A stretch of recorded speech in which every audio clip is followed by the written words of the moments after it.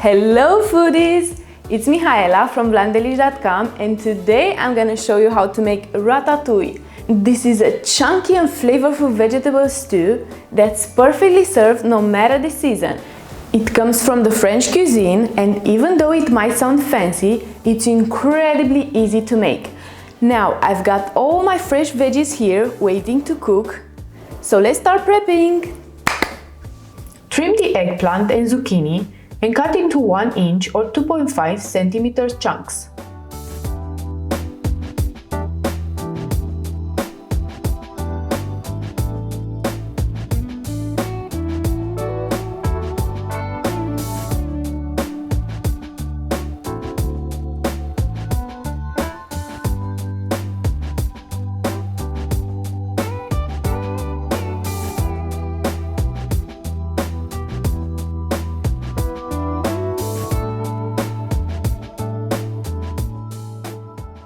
Deseed the peppers and chop.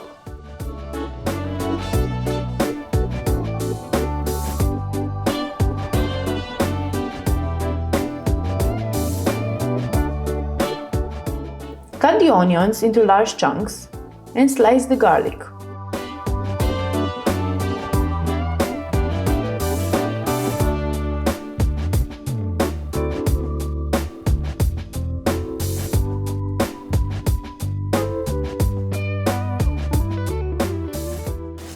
Use fresh basil and thyme, it really makes the difference in terms of flavor, or you can substitute with your favorite fresh herbs if desired. Heat oil in a large skillet over medium heat.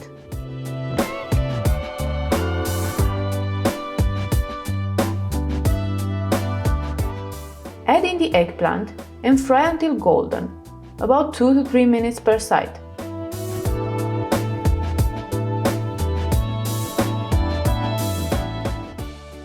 Set aside in a large bowl. Add a bit more oil to the preheated skillet and fry the zucchini.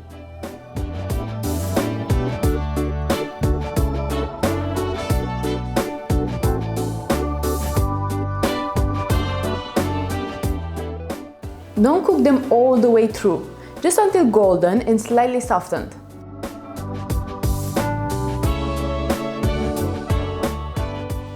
Season with a pinch of salt and pepper and set aside in the same bowl with the eggplant.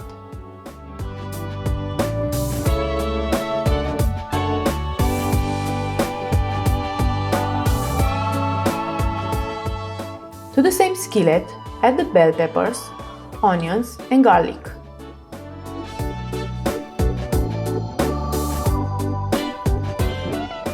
Sauté for about 5 minutes.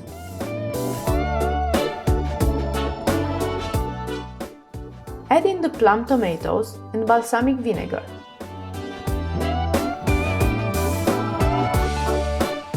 Reduce the heat to a medium-low, bring to a simmer, and break the tomatoes with the back of a wooden spoon.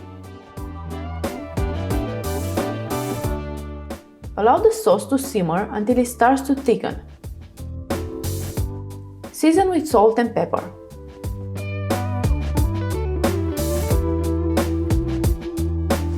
Now it's time to add all these bright and tasty fried veggies to the sauce.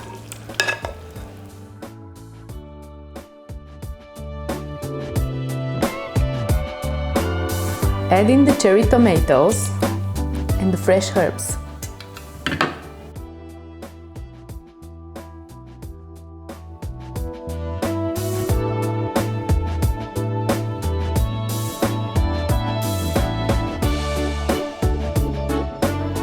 Gently stir to combine.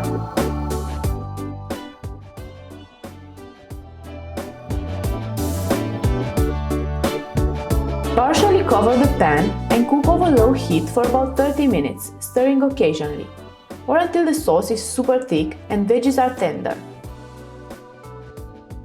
Alternatively, you can bake it uncovered in the preheated oven at 350 Fahrenheit or 180 Celsius for about 30 to 35 minutes. Our ratatouille is ready and it smells so good! Let's garnish with some fresh basil first and then give it a try.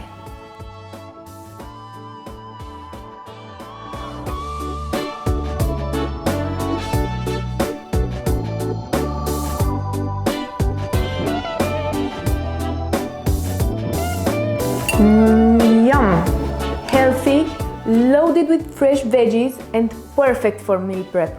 It actually tastes better after refrigeration as the flavors have time to melt nicely.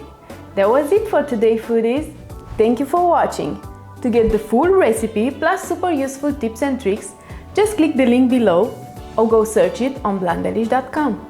And don't forget to hit the subscribe button to be a part of my amazing community of foodies. Last but not least, let me know how you like this recipe in the comments below. See you next time!